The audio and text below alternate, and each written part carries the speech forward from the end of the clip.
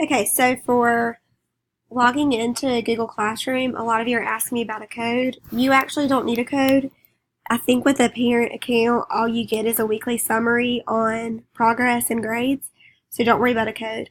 Instead, if you want to see the inside of a classroom, your child is going to need to go to like a Google page.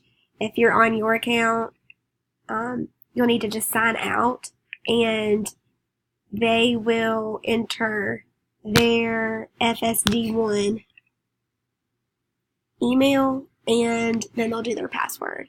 So if I were a student, it's last name, first initial, 3 numbers, at students.fsd1.org, and their information is in their agendas.